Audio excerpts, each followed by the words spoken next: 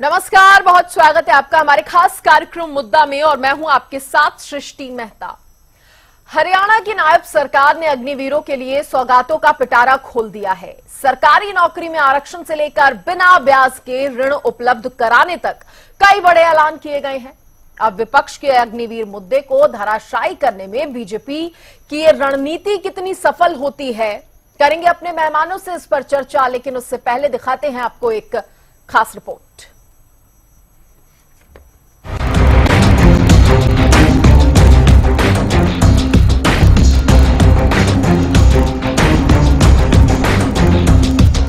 सरहदों की रक्षा और मातृभूमि के लिए जान न्योछावर करने वाले वीरों को जन्म देने वाली हरियाणा की धरती के आगे पूरा भारत नतमस्तक है।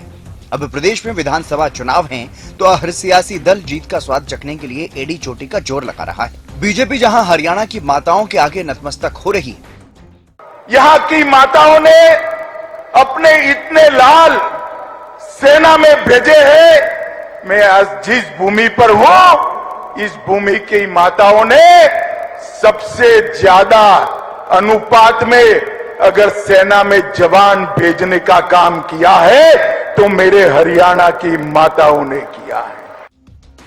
तो वहीं विपक्ष की ओर से अग्निवीर को चुनावी मुद्दा बनाया जा रहा है।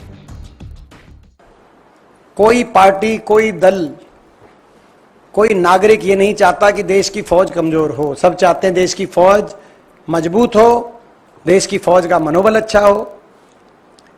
तो मगर भारतीय जनता पार्टी के अंदर आपने कहा कुछ लोग कह रहे हैं, वो जो चुनाव हारे हैं वो कह रहे हैं, वो जो जीते हैं उनको भी एहसास है, वो कह नहीं पा रहे, बेचारे जीत गए। इसलिए भाजपा में आपको पता है अग्निपथ योजना को पूरी तरीके से वापस ले और पक्की भर्ती दोबारा शुरू करे, अपनी गलती को माने। इस बीच मुख्यमंत्री नायब सैनी ने हरियाणा के अग्निवीरों को बड़ी सौगात दी है। अग्निवीरों को नायाब गिफ्ट, सरकारी नौकरियों में 10% आरक्षण, ग्रुप सी की भर्ती में 5% आरक्षण, ग्रुप बी की नौकरी में भी 1% आरक्षण, ग्रुप बी और ग्रुप सी में भर्ती में 3 साल की छूट। अग्निवीर को उद्योगपति बनाएगी हरियाणा सरकार। 5 लाख तक बिना ब्याज ऋण देगी सरकार। प्राथमिकता के आधार पर मिलेगा हथियार लाइसेंस। अग्निवीर को नौकरी देने वाले उद्योगों को सब्सिडी। 30,000 से ज्यादा वेतन देने वाली संस्थाओं को 60,000 रुपए सब्सिडी। अग्निवीरों को सौगात देने के दौरान सीएम नायब सैनी ने विपक्ष पर भी जमकर निशाना साधा। उन्होंने कहा कि विपक्ष अग्निवीरों को गुमराह करने का काम कर रहा है। हमारी सरकार ने हरियाणा में अग्निवीरों को प्रदेश सरकार द्वारा भर्ती किए जाने वाले constable, mining guard, forest guard, jail warden और एसपीओ के पदों पर सीधी भर्ती में 10% हॉरिजेंटल आरक्षण प्रदान करेगी। इन अग्निवीरों को ग्रुप बी और सी में सरकारी पदों के लिए निर्धारित अधिकतम आयु 3 वर्ष की छूट प्रदान की जाएगी। सरकार ग्रुप सी में सिविल पदों पर सीधी भर्ती में अग्निवीरों के लिए 5% हॉरिजेंटल आरक्षण और ग्रुप बी में 1% हॉरिजेंटल आरक्षण प्रदान करेंगे। किसी भी औद्योगिक इकाई द्वारा प्रति माह 30,000 रुपए से अधिक वेतन दिया जाता है तो हमारी सरकार उस औद्योगिक इकाई को 60,000 रुपए वार्षिक की सब्सिडी देगी। अग्निवीर को तोहफा, चुनावी घोषणा कहें या विपक्ष को धाराशाही करने की रणनीति, बीजेपी की रणनीति कितना सफल होगी, इसका फैसला तो जनता ही करेगी। Bureau report, Haryana news.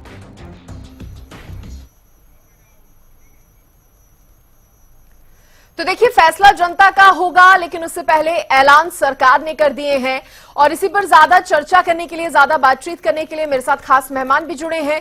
मेरे साथ राकेश शर्मा जी जुड़े हैं जो कि बीजेपी के प्रवक्ता हैं, सुरेश रोड जी जुड़े हैं, प्रवक्ता कांग्रेस, विजेंद्र रेड्डू जी मेरे साथ जुड़े हैं, ये प्रवक्ता हैं इनेलो पार्टी के, और राकेश भड़ाना जी मेरे साथ जुड़े हैं जो आम आदमी पार्टी के प्रवक्ता हैं। आप सभी मेहमानों का बहुत स्वागत है।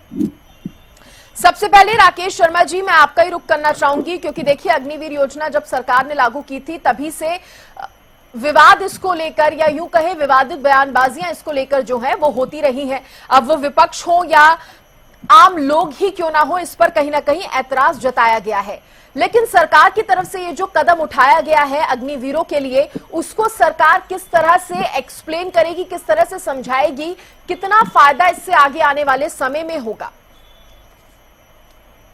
देखिए ज्योति जी, सबसे पहले मैं हरियाणा न्यूज के सभी दर्शकों को बहुत बहुत बधाई देता हूं, शुभकामनाएं देता हूं, सभी को नमस्कार करता हूं।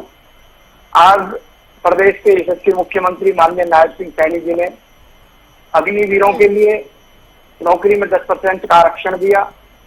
वहीं दूसरी तरफ नौकरियों में प्राथमिकता के साथ साथ 3 वर्ष की छूट देने का और अनेक योजनाएं अग्निवीरों के लिए सरकार ने दी हैं। सरकार चाहती है कि देश के युवा अग्निवीर बनकर सेना को मजबूत करें, परंतु क्योंकि कांग्रेस ने कभी भी सेना को मजबूत करने का काम नहीं किया, कोई भी कल्याणकारी योजना हो, कोई भी सरकार की ऐसी योजना हो, उसका विरोध करना कि कांग्रेस के स्वभाव में है। और जनता विरोध नहीं कर रही है, सिर्फ कांग्रेस और विपक्षी दल अग्निवीरों का विरोध कर रहे हैं। आप देखिए, अग्निवीर योजना जब सरकार लेके आई थी तो किस प्रकार से लाइनें लगाकर युवा इस योजना का लाभ लेना चाहते हैं, युवा बढ़ चढ़ कर देश की सेवा करना चाहते हैं।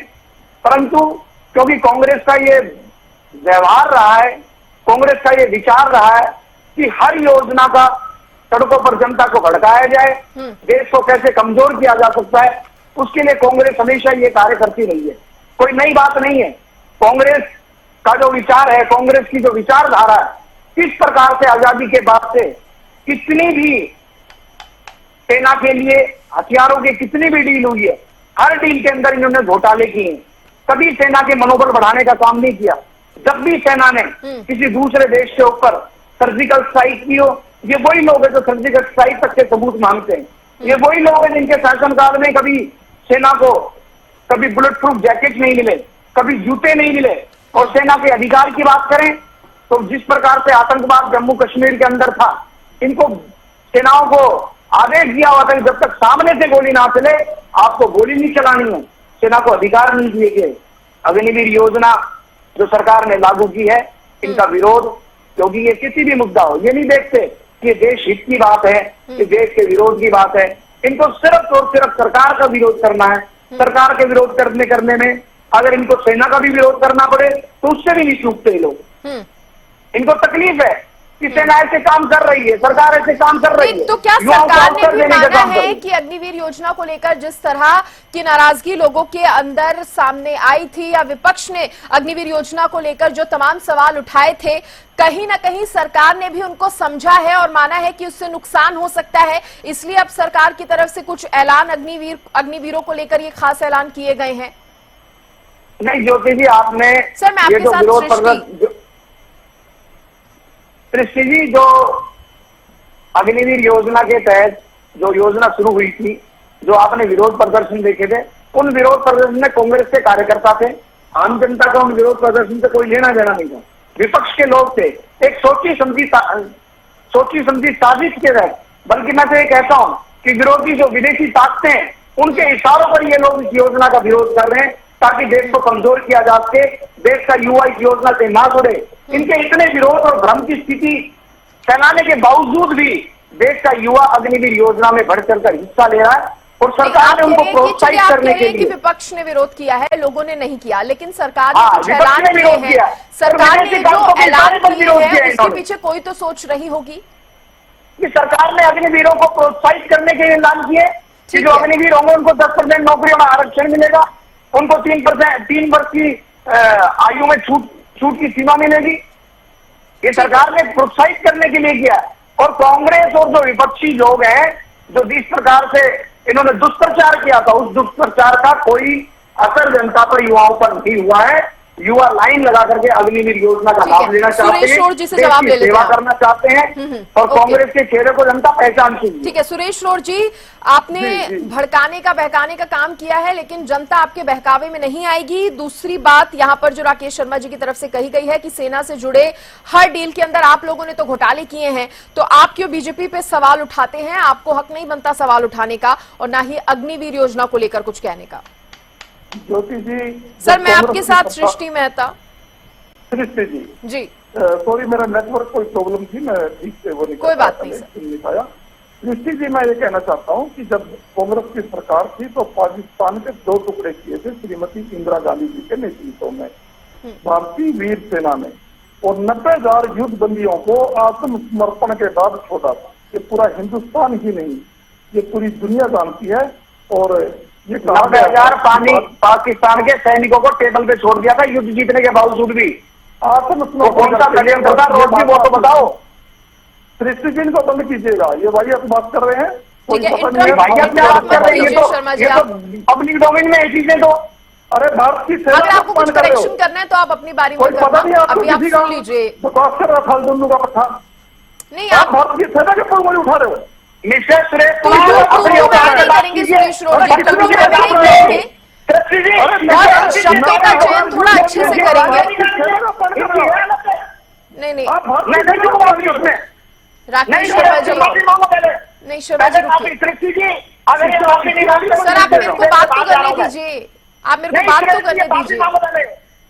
ये बदतमीजी कर रहे हैं, गालियों को कर रहे हैं। इनको शर्म नहीं आती कांग्रेस लोगों को? अरे भारत की सेना को अपमान कर रहे हो तुम। उसके किसी पार्टी के बात अच्छा ठीक है राकेश शर्मा जी, आप नाराज मत होइए सर, नाराज मत होइए। मैं सुरेश रोड जी को मैं उनसे बात कर रही हूँ, मैं उन्हें समझा रही हूँ। सुरेश रोड जी की तरफ से मैं आपसे माफी मांगती हूँ। रोड साहब देखिए, शब्दों का चयन थोड़ा सोच समझ के कीजिए। उन्होंने आपके लिए शायद ही इस तरह के किसी शब्द का उपयोग किया हो। आप अपनी बात रखिए, आप अपनी बात रखिए, एक एक करके रखिए, ठीक है? राकेश शर्मा जी आप रुकिए, उनको सुन लीजिए, अब सुन लीजिए सर। नहीं सृष्टि जी, जब तक ये माफी नहीं मांगेंगे मैं चुप नहीं रहूंगा। इन्होंने कैसे गाली निकाली है? बंद कीजिएगा। ये नहीं नहीं एक सेकंड रुकिए, एक सेकंड रुकिए, रुकिए एक एक करके। रोड साहब आप रुकिए जरा। राकेश शर्मा जी आप देखिए, ध्यान से अपनी बात बोलिए। राकेश शर्मा जी आप क्या कह रहे हैं? आप पहले अपनी आराम से बात रखिए, आराम से बताइए। पूछिए, इन्होंने गाली कैसे निकाली एक प्रवक्ता को? ये कैसे गाली निकाल सकते हैं? ये अरे गाली नहीं आपने गाली दी है क्या? मैंने सुना नहीं रोड साहब, आपने गाली दी है क्या? आपने नहीं सुनी क्या? अगर गाली दी है तो उचित नहीं है। नहीं मैं माफी चाहूंगी, लेकिन मैंने गाली नहीं सुनी। आप गाली दी है। गाड़ी के लिए या तो ये माफी मांगे या तो इनको शर्मा जी एक तो आप कंटिन्यूअसली आप बोल रहे हैं, आप रुकिए तो सही, अपनी बात करने के बाद रुकिए तो सही। अरे रुकिए तो सही शर्मा जी, रुकिए तो सही। या तो इस डिबेट में कांग्रेस की तरफ से सुरेश रोड रहेंगे या भाजपा की तरफ से राकेश शर्मा। गालियां सुनने के लिए नहीं आए। नहीं राकेश जी आप रुकिए, आप बात ही नहीं करने दे रहे मुझे। अरे पूछ तो लूं मैं। सर रुकिए तो सही, क्योंकि मैंने गाली नहीं सुनी। अरे सर मैंने नहीं सुनी गाली, इसलिए मैं सुरेश रोड जी, अगर आपने गाली दी है तो देखिए माफी मांग लीजिए, क्योंकि गाली देना उचित नहीं है। आप एक न्यूज चैनल पर डिबेट में बैठे हैं, चर्चा एक अग्निवीर के मुद्दे पर, बहुत ही महत्वपूर्ण मुद्दा है, उस पर चर्चा हो रही है, तो मुद्दे से हम भटकना भी नहीं चाहते। और अगर आपने गाली दी है तो सर प्लीज उस माफी मांगिए। और मैं राकेश शर्मा जी आपसे भी कहना चाहूंगी, गाली मैंने सुनी नहीं, लेकिन मैं सुरेश रोड जी की तरफ से माफी मांग रही हूँ और मेरा कंट्रोल है डिबेट पर, उचित शब्दों का उपयोग होगा। आप माफी मांगेंगे तो मैं डिबेट में रहूंगा। सुरेश रोड जी आपने गाली दी है तो आप देखिए माफी मांग लीजिए। कर लीजिए। मैं अपने शब्दों में दोबारा कायम हूँ और भारतीय सेना के सम्मान को ठेस पहुंचाने की जो इन्होंने जरूरत की है, उसके लिए माफी अंग्रेजों के जासूसों से माफी मंगाई जाएगी। भारतीय सेना के 90,000 पाकिस्तान में उंगलियां खाते हैं। आप लोग बोलो जब पाकिस्तान में राकेश शर्मा जी आप देखिए, आप बार बार इंटरप्ट कर रहे हैं, उससे ऐसा लग रहा है कि आप बाकियों को सुनना नहीं चाहते। ये अपनी गलती पर माफी मांगने की आप बुरा मत मानिएगा सर, लेकिन आप बार बार इंटरप्ट कर रहे हैं, ऐसा लग रहा है कि आप चर्चा में बाकी लोगों को सुनना ही नहीं चाहते। नहीं सृष्टि जी, आप गलत कह रही हैं। आप मैंने एक एक इंदिरा करके गांधी अपनी जी बात को- रखिए, एक एक करके बात को सुनिए, फिर आगे बोलिए आप। नहीं, पहले ये कह रहे हैं कि मैं अपनी बात पर कायम हूँ, और ये इसका मतलब ये गाली बकेंगे और आपके चैनल पर नहीं, गाली कोई सुनने के लिए गाली अरे वो क्या? कह रहे हैं उन्होंने गाली नहीं दी सर, मैं टाइम पे आपका ध्यान थोड़ा डालना चाहूंगी। चलिए राकेश शर्मा जी को आप वही आपकी बात कर रहे हो, आप बिना मतलब की बकवास नहीं, कर रोड रहे साहब हो। आपने कौन सी गाली दी? आप वो कह रहे हैं आपने गाली दे दी है। मैं तो अभी भी कह रहा हूँ, ये बिना मतलब की बकवास करने लग रहे हैं। ये नहीं, थोड़ी है। बकवास जैसे शब्दों का तो देखिए मैं भी आपको अभी- मना कर रही हूँ, ऐसे शब्दों का उपयोग उचित नहीं है। आप देखिए, तो ये आप सुनना चाह रहे हैं ना? नहीं, आप लेकिन ऐसे नहीं बोलेंगे रोड साहब, कल को अन्य नहीं, तो प्रवक्ता है मैं वो नहीं आपको बोलूंगा। बोलेंगे। मैं देखिए, भारतीय सेना के सम्मान में हम ऐसी आपकी बातें नहीं सुन सकते, हम ऐसी आपकी बातें नहीं सुन सकते। भारत की ठीक सेना है हमारे लिए सर्वोपरि है। चलिए, आप देखिए राकेश शर्मा जी ने तो फोन डिस्कनेक्ट कर दिया, उनको हम दोबारा से जोड़ने की कोशिश करेंगे। पीसीआर आप राकेश शर्मा जी को दोबारा से जोड़ने की कोशिश कीजिए। सुरेश रोड जी, आप अग्निवीर के मुद्दे पर बोलिए। अब सिर्फ अग्निवीर के मुद्दे पर बात हो, टाइम पहले ही बहुत ज्यादा बर्बाद हो चुका है, बोलिए। सृष्टि जी, मैं ये कहना चाहता हूँ, जब हिंदुस्तान आजाद हुआ, देश के पहले प्रधानमंत्री पंडित नेहरू ने संसाधनों की कमी के बावजूद 2 साल की ट्रेनिंग रखी भारतीय सेना के लिए। इन्होंने अग्निवीर में वो 6 महीने की कर दी, उनकी पेंशन बंद कर दी। अगर कोई हमारा जवान शहीद हो जाता है तो बच्चों को कैसे पालेंगे वो? इन्होंने 16 साल की नौकरी को 4 साल की नौकरी कर दिया। इन्होंने जो आर्मी कैंटीन में सुविधाएं, राशन की, मेडिकल की मिलती थी, वो बंद कर दी। और ये यहाँ पर बैठ के भाषण डाल रहे हैं कि अग्निवीर के ऊपर। दूसरी बात सृष्टि जी, मैं कहना चाहता हूँ कांग्रेस पार्टी की तरफ से, जो अग्निवीर का मुद्दा है, ये केंद्र सरकार का है। नरेंद्र मोदी स्पष्टीकरण दे। नायब सिंह सैनी अग्निवीरों के लिए सुविधाएं प्रदान करके प्रदेश की, देश की जनता को गुमराह न करें, कांग्रेस पार्टी ये कहना चाहती है। ठीक है, और एक बात मैं और बताना चाहता हूँ, ये नहीं योजना लेकिन जो है सृष्टि जी, ये आर्मी की योजना नहीं है, फौज की नहीं है, भारतीय सेना की नहीं है। ये नरेंद्र मोदी और अजीत डोभाल की योजना है। ये बिना बहस करे जबरदस्ती थोपी गई है। भारत माता के लिए भी ये ठीक नहीं है। भारत माता की सीमाएं सुरक्षित नहीं है, हमारी फौज कमजोर होती जा रही है। और इन्होंने नहीं, लेकिन सरकार का कहना है कि अग्निवीर योजना को हम लेकर आए हैं, उसमें भर्तियों में कोई कमी नहीं होगी, बल्कि एक्स्ट्रा भर्तियां ही की जाएंगी। इसके साथ ही कुछ नई सौगातें या यूं कहें नए ऐलान सरकार की तरफ से करके ये दर्शाया गया है कि जो भी अग्निवीर होंगे उनको सरकार की तरफ से कई जगहों पर छूट भी मिलेगी और कई जगहों पर फायदा भी मिलेगा। यही सरकार की कोशिश है, यही सरकार का प्रयास है, इसीलिए तमाम ये ऐलान जो हैं आज किए गए हैं। चलिए, मैं ठीक है चर्चा में विजेंद्र रेणु जी को जोड़ रही हूँ। आऊंगी रोड साहब, आपके पास आऊंगी, आपने अपनी बात रख ली, काफी समय मिल गया। विजेंद्र रोड जी, आप माफ कीजिएगा, विजेंद्र रेणु जी, आप किस तरह से देख रहे हैं आज जो ऐलान सरकार की तरफ से किए गए हैं? हाँ सृष्टि जी, देखिए मैं इसको शुरू करना चाहूंगा। जो 14 जून 2022 को केंद्रीय सरकार ने अग्निवीर योजना को इम्प्लीमेंट किया हरियाणा की भारत की आर्मी में, उस टाइम बहुत बड़ा इसका विरोध हुआ। हमने भी बहुत सारी इसके ऊपर डिबेटें की। अब उस मुद्दे पर न जाते हुए कंक्लूजन के तौर पर मैं ये कहना चाहूंगा कि हम अग्निवीर योजना को कंडम करते हैं, इसकी निंदा करते हैं। ये किसी भी तरीके से भारतीय सेना के लिए और भारत देश के लिए उपयोगी नहीं है, बिल्कुल नहीं होनी चाहिए थी। जोर जबरदस्ती करके भारत सरकार ने इसको लागू करने का काम किया। अब बात आती है कि जो चुनावी घोषणाएं की गई है, जो सीएम साहब ने आज घोषणा की है, बहुत सारी घोषणाएं की अग्निवीरों के लिए। क्योंकि उनको डर था कि ये गलत योजना आपने लागू की गई है। देश प्रदेश का युवा नाराज है, खपा है, जिसका परिणाम लोकसभा चुनाव में भुगत चुके हैं। उन युवाओं को, उन परिवारों को अपने साथ पुनः जोड़ने के लिए बहुत तरह के प्रलोभन और लालच ये देने का काम कर रहे हैं। ये चुनावी जुमले हैं। अपनी हार के डर से नायब सिंह सैनी जी अपने ही सरकार के अनेकों फैसले पलटने का काम कर चुके हैं और कर रहे हैं और करेंगे। अभी कुछ समय और बाकी है। इनको अपनी हार सामने दिखाई दे रही है।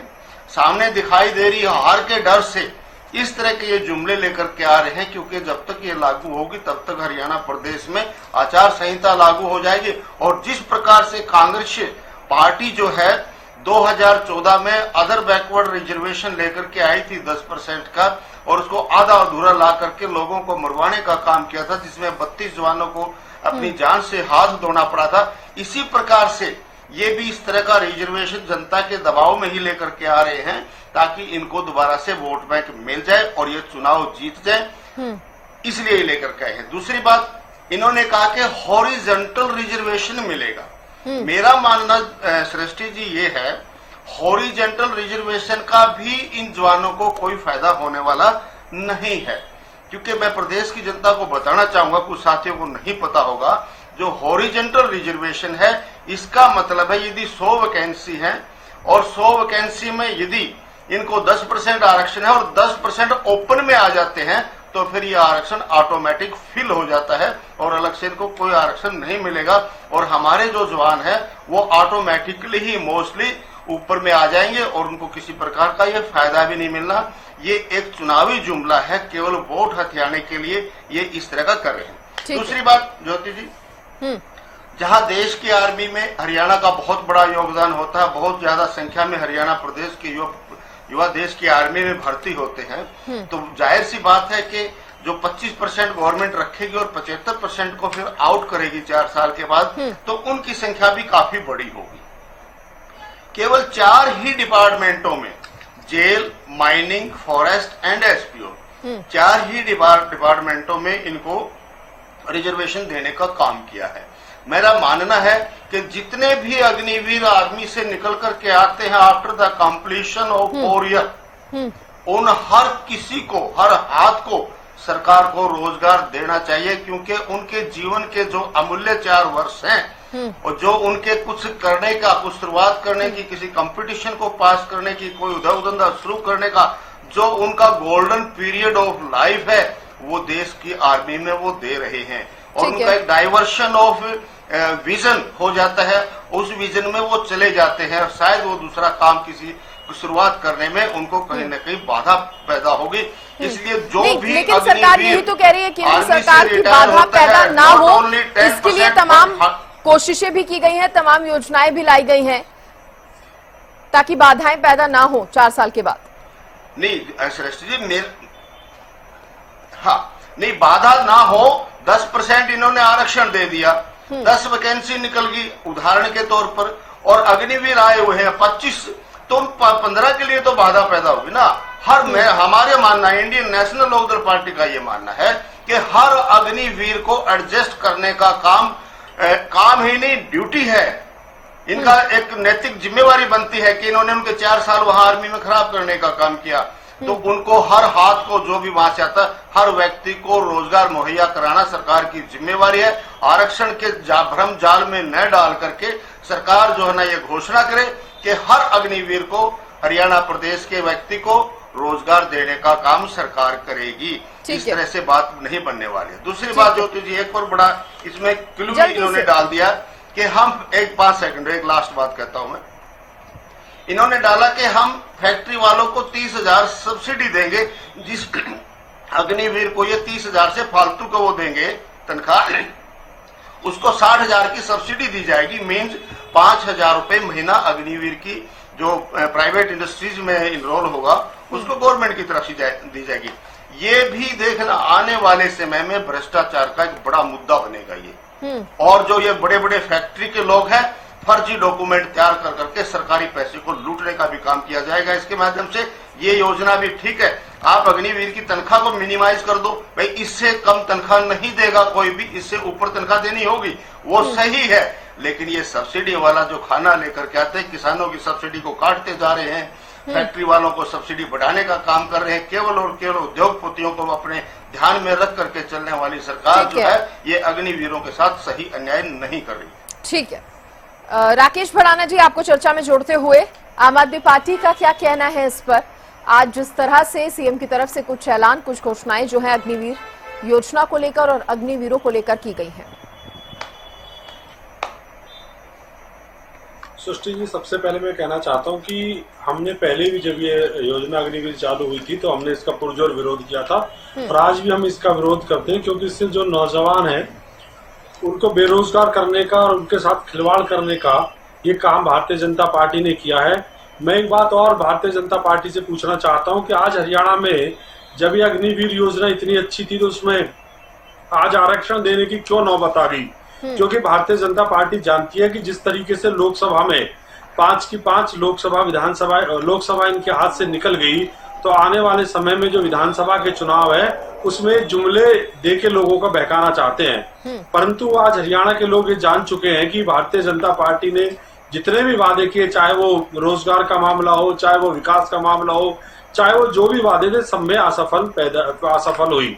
और एक बात मैं और कहना चाहता हूँ, पूछना चाहता हूँ कि भारतीय जनता पार्टी के प्रवक्ता, क्योंकि अभी मुझे लगता है कि वो यहाँ से चले गए हैं, परंतु फिर भी मैं उनसे एक बात पूछना चाहता हूँ आपके माध्यम के चैनल से कि वो कह रहे थे कि जनता बहुत खुश है और जनता इसका विरोध नहीं कर रही। मैं कहना चाहता हूँ जनता ने विरोध करके तो आपको 5 की 5 लोकसभा हरा दी है, और अगर जनता आपके साथ होती तो पिछली बार आप 10 जीते थे, इस बार भी 10 जीत जाते। एक बात और मैं कहना चाहता हूँ कि हम आम आदमी पार्टी अग्निवीर जो योजना उसका विरोध करती है, परंतु हम हरियाणा में इनसे कहना चाहते हैं कि आप शिक्षा पे बात करें, आप चिकित्सा पे बात करें, आप रोजगार पे बात करें और आप विकास पे बात करें, क्योंकि इन सब पे तो भारतीय जनता पार्टी बात करना नहीं चाहती। वो लोगों को उलझाना चाहती है, झूठे वादे करना चाहती है और नई नई जुमले छोड़ रही है। क्योंकि मनोहर लाल खट्टर जी जो 9.5 साल प्रदेश में राज करके गए और उनके चेहरे पे चुनाव लड़ना चाहते थे, परंतु इन्हें देख लिया कि आने वाले समय में कुछ बचा नहीं भारतीय जनता पार्टी के बाद, तो इसलिए इन्होंने मुख्यमंत्री चेंज कर दिया। मैं एक बात और कहना चाहता हूं कि इनसे, क्योंकि भारतीय जनता पार्टी के जो मुख्यमंत्री हैं, अभी जब लोकसभा के चुनाव हुए थे तो वो अपनी विधानसभा में 25,000 वोटों से आ गए, और ये जुमले जो अभी 2 महीने बचे हुए हैं, इन्हें अमल होने में कितना समय लगेगा, कब ये अमल होंगे, कब ये पास होंगे, ये सब बेकार की बातें हैं। इसलिए आम आदमी पार्टी भारतीय जनता पार्टी की सारी नीतियों का जो इन्हें घोषणा है इनका विरोध करती है, और ये सब झूठी बातें हैं भारतीय जनता पार्टी की। ठीक है, झूठी बातें हैं, जुमले हैं, आप कह रहे हैं। भारतीय जनता पार्टी की तरफ से राकेश शर्मा जी जुड़े हैं क्या, या उनकी और कोई प्रवक्ता, अन्य प्रवक्ता जुड़े हो? चलिए ठीक है, अभी कोई भी यहाँ पर भारतीय जनता पार्टी की तरफ से प्रवक्ता मौजूद नहीं है, तो जुड़ेंगे नहीं ना।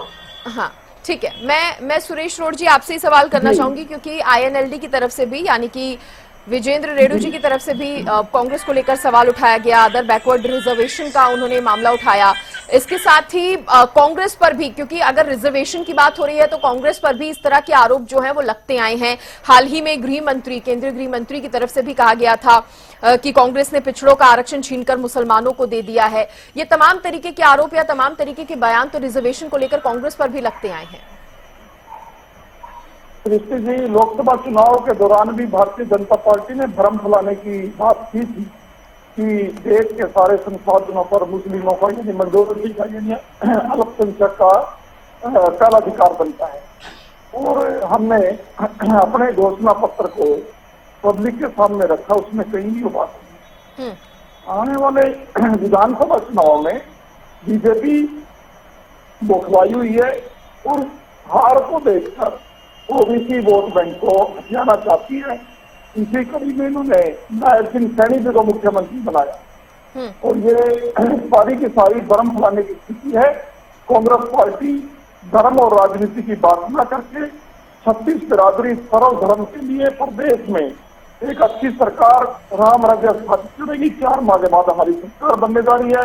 हमारे लिए सब एक हैं, और जो गरीब लोग हैं, ठीक है, आपके लिए सब एक है आप कह रहे हैं, लेकिन आप बीजेपी पे सवाल खड़े कर देते हैं। अब भारतीय जनता पार्टी कह रही है अग्निवीर हम लेकर आए, लेकिन अब उसमें जो भी अग्निवीर होंगे 4 साल बाद जिनके पास नौकरी नहीं होगी या फिर जो कंटिन्यू नहीं कर पाएंगे, उनके लिए नायाब तोहफे लाए जा रहे हैं। सरकार तो कह रही है कि हम अग्निवीर को उद्योगपति बनाएंगे, हमारी कोशिश है कि अग्निवीर और आगे बढ़े। ग्रुप C की भर्ती का जब आरक्षण का, तो चलो आरक्षण के मुद्दे पर मैंने आपसे पूछा, लेकिन अग्निवीरों को उद्योगपति बनाने की बात सरकार कर रही है। ऋषि जी, अगर भारतीय जनता पार्टी इनको परमानेंट स्थायी नौकरी दे दे, वही बहुत है।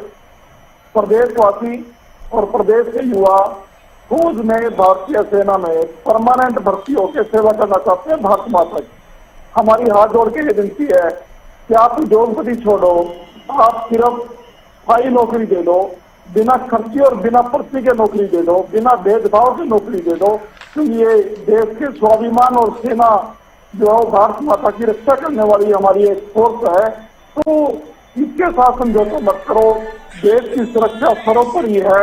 जैसा अभी भारतीय जनता पार्टी का वो प्रवक्ता भाग गया यहाँ से, मेरा गला खराब हो गया इस विषय पे, 2-3 डिबेट पहले कर चुका हूँ आपसे। तो ये बिल्कुल ट्रेनिंग लेकर ऐसी बातें कर रहे हैं और अग्निवीर को कांग्रेस पार्टी सिरे से खारिज कर दिया। जैसा दीपेंद्र हुड्डा जी ने भी कहा, हमारे सांसद महोदय ने, कि इसके ऊपर हम कोई प्रदेश के लोग या युवा नायब सिंह सैनी या भारतीय जनता पार्टी की सरकार के सुविधाओं के मोहताज नहीं है सृष्टि जी। हमें तो परमानेंट वही भारतीय सेना में पक्की नौकरी चाहिए, पेंशन चाहिए, 2 साल की ट्रेनिंग चाहिए। लेकिन सरकार बोल तो रही है कि जितनी नौकरियां मिलनी चाहिए या जितनी नौकरियां मिलती थी उतनी मिलेंगी। सरकार कह रही है हम तो एक्स्ट्रा दे रहे हैं। नहीं, आप एक्स्ट्रा 1 महीने के लिए दे दो, उससे क्या फायदा है? देश की सुरक्षा का मामला ये। मैं 4 दिन पहले किसी टीवी पे फौज के अफसरों के साथ जुड़ा हुआ था, मेजर जनरल से, कितनी बड़ी पोस्ट है थल सेना, उन्हीं में से बनता है थल सेना अध्यक्ष। तो फौज के अफसरों ने कहा कि ये फौज से बिना पूछे, जैसे 3 काले कानून कृषि के लिए लेके आए थे नरेंद्र मोदी बिना बहस किए, ऐसे ही अग्निवीर योजना बिना सैन्य अधिकारियों से परामर्श किए आनंद फानंद में नरेंद्र मोदी जी ने लागू की है। इसमें सिर्फ इन्होंने अजीत डोभाल जी की सलाह ली होगी जो इनके अपने हैं, भारतीय सेना से कोई परामर्श नहीं किया। और जो हमारे नौसेना के रिटायर्ड एडमिरल हैं, शायद नारायण है उनका नाम है, आपने भी पढ़ा होगा, उन्होंने कोई आर्टिकल दिया था सृष्टि जी, तो उसके बारे में जब सेना जो बोल रही है, ये कह रहे हैं कांग्रेस के लोगों ने विरोध किया। मैं कड़ी आपत्ति जताता हूँ। मैंने इसी बात को उनको मुंह तोड़ जवाब दिया था। मैंने कहा था कि आप ऐसी बकवास क्यों कर रहे हो, झूठ क्यों बोल रहे हो? अग्निवीर का विरोध जो है वो भारतीय सशस्त्र सेनाओं के अधिकारी भी कर रहे हैं और जवान भी कर रहे हैं और प्रदेश की जनता भी कर रही है। लेकिन रेडू साहब देखिए, चुनाव से पहले सरकार की तरफ से बड़े ऐलान हुए हैं अग्निवीर को लेकर। आपको नहीं लगता कि इसका एक पॉजिटिव इम्पैक्ट पड़ेगा? विजेंद्र रेडू जी। श्रेष्ठ जी, नहीं पड़ेगा पॉजिटिव इम्पैक्ट। हाँ, पॉजिटिव इम्पैक्ट नहीं पड़ेगा क्योंकि जनता बड़ी समझदार है और वो जानती है एन इलेक्शन के समय में इस तरह की घोषणाएं करना, पहली बात तो ये लागू नहीं हो पाएंगी, चुनाव से पहले इनका इम्प्लीमेंटेशन नहीं होगा, और दूसरी बात ये लागू ही नहीं करना चाहते। जब सरकार बाई चांस खुदा न खास्ता जो भी सरकार आएगी वो नई सरकार नया फैसला अपना लेने का काम करेगी, तो इनका कोई इफेक्ट नहीं पड़ेगा। हाँ, इफेक्ट एक बात इसका पड़ता, यदि ये इनको परमानेंट कर देते, 4 साल को खत्म करने का काम करते, तो युवा सोचता कि भाई चलो गलती थी, इन्होंने सुधार ली है अपनी। ये इस तरह के लोग लुभावने बातें कह करके, लालच की बातें करके, लेकिन सरकार के लिए कि पहले विपक्ष पूछता था कि 4 साल बाद क्या करेंगे अग्निवीर, अब हम 4 साल बाद की उनकी प्लानिंग कर रहे हैं, तो उस पर भी ऐतराज है विपक्ष को। तो नहीं, हमें कोई ऐतराज नहीं श्रेष्ठ जी, हमें खुशी है कि उनकी प्लानिंग करें, लेकिन ऐसी प्लानिंग का क्या फायदा जिसका कोई फायदा ही ना मिले। अब ये 10% रिजर्वेशन, हॉरिजॉन्टल रिजर्वेशन देते हैं। जो श्रेष्ठ जी, समझने वाली बात ये है कि बार बार नायक जी कहते हैं बार बार कि 10% हॉरिजॉन्टल रिजर्वेशन, ग्रुप बी में, ग्रुप सी में 5% हॉरिजॉन्टल रिजर्वेशन और 1% ग्रुप बी में हॉरिजॉन्टल रिजर्वेशन। रिजर्वेशन से पहले वो हॉरिजॉन्टल के ऊपर जोर देते हैं, जिसका सीधा सा मतलब है कि इस रिजर्वेशन के तहत जितनी सीट बनती है, यदि उतने कैंडिडेट ओपन में आ जाते हैं तो नीचे उनका कोई रिजर्वेशन नहीं बचेगा। ये हॉरिजॉन्टल रिजर्वेशन का मतलब है। और वो जो है बहुत सारे जवान हमारे ओपन में ही आ गए तो उनको रिजर्वेशन मिलेगा ही नहीं। तो इसलिए मैं कहता हूं नंबर 1 तो ये जुमला है, इनको परमानेंट करना चाहिए, हर अग्निवीर को रोजगार की सुरक्षित उनको करवाना चाहिए। दूसरी बात ये कहते हैं कि हम इनको उद्योगपति बनाएंगे। सृष्टि जी, आप हमसे ज्यादा इंटेलिजेंट है, मैं मानता हूँ। आप इतने बड़े चैनल को संभालती हो और इतना सारा दिन न्यूज के उसमें चक्कर में रहती हो। 5 लाख में कौन उद्योगपति बन सकता है भाई? क्या 5 लाख रुपए ब्याज रहित उन्होंने दे दिए तो उसे उद्योगपति बन जाएगा? उससे तो झाड़ू बनाने का एक छोटी सी झोपड़ी भी नहीं डलेगी।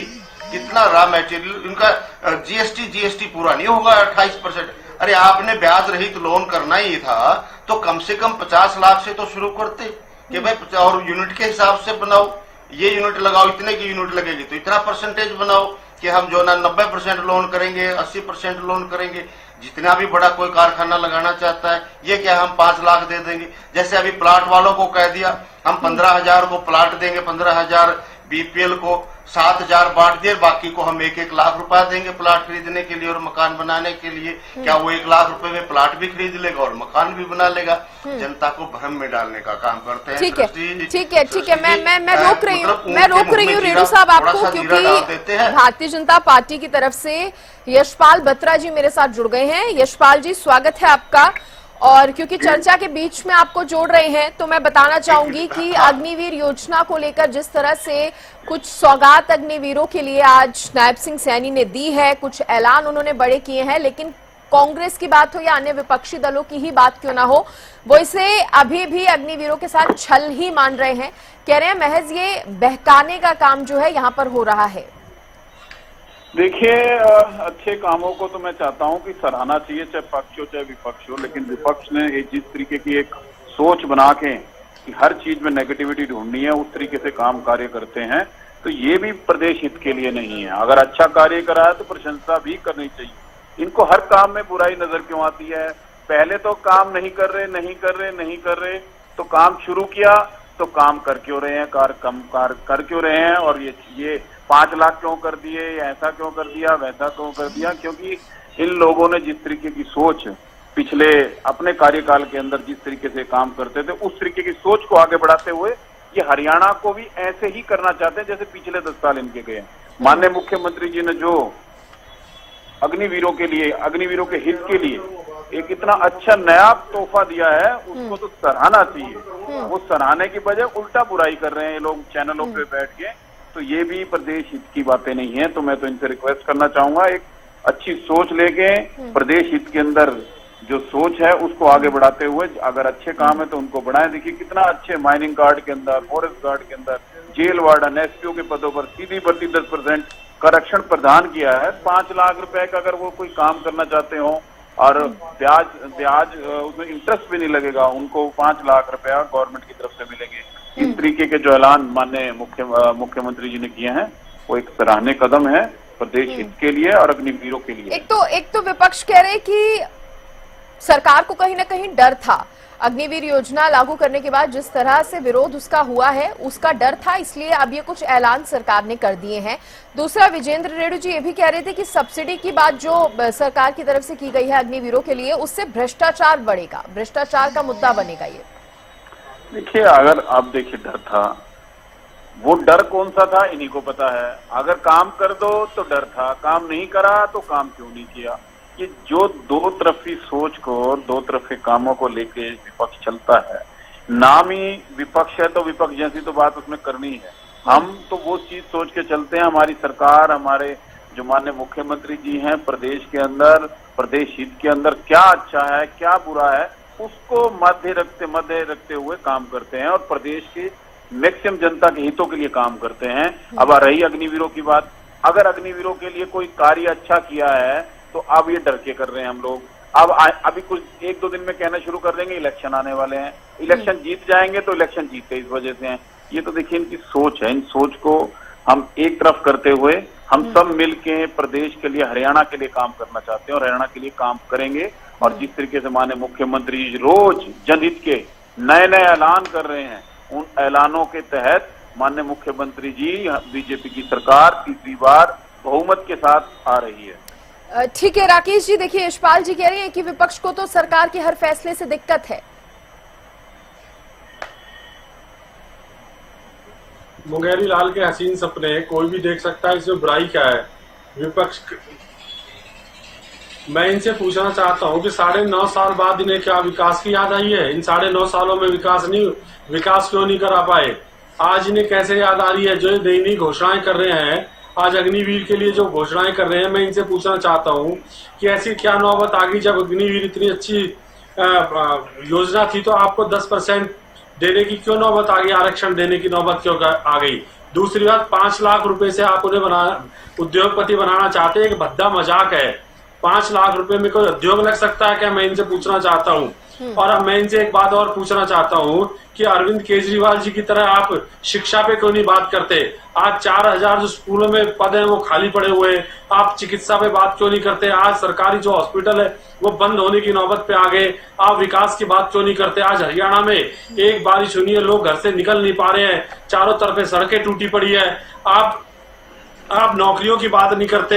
मैं इनसे पूछना चाहता हूँ, एक श्वेत पत्र जारी करे हरियाणा सरकार कि आपने पिछले 9.5 सालों में कितनी नौकरियां दी है, कितनी ओबीसी को दी है, कितनी अन्य को दी है।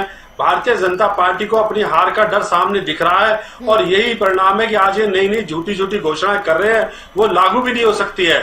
मैं मुख्यमंत्री जी से पूछना चाहता हूँ कि पिछले 9.5 साल, राकेश जी आप कह रहे हैं घोषणाएं झूठी हैं, लागू भी नहीं हो सकती। देखिए 2 महीने पड़े हुए हैं, 2 महीने में कैसे लागू कर देंगे ये लोग?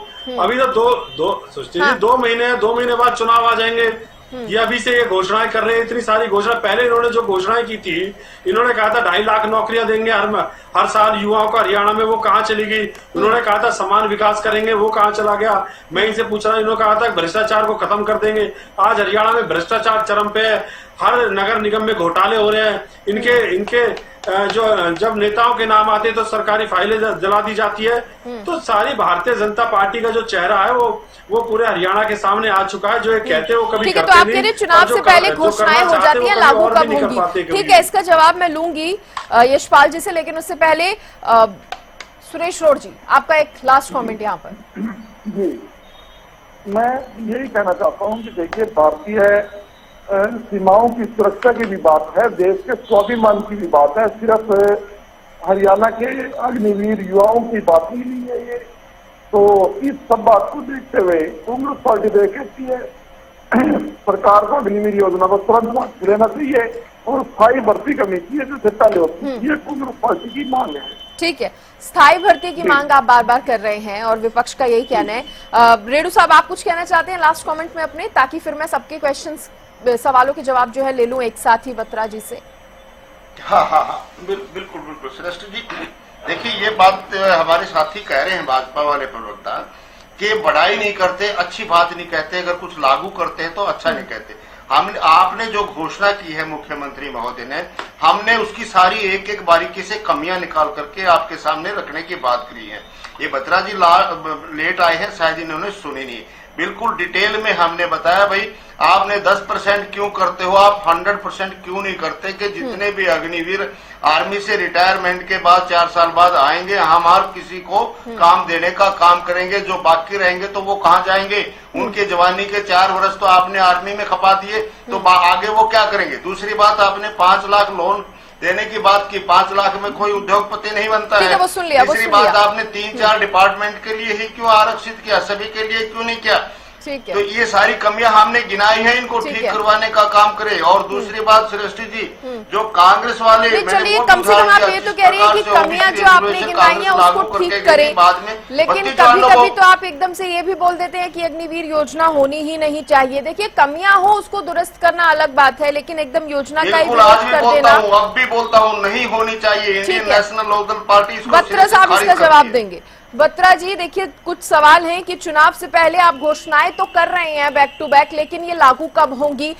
और दूसरा सवाल ये भी है, या यूं कहे दूसरा एक सजेशन जो है विपक्ष की तरफ से बार बार दिया जा रहा है कि भर्तियां तो स्थायी होनी चाहिए और सभी को नौकरी मिलनी चाहिए सरकारी।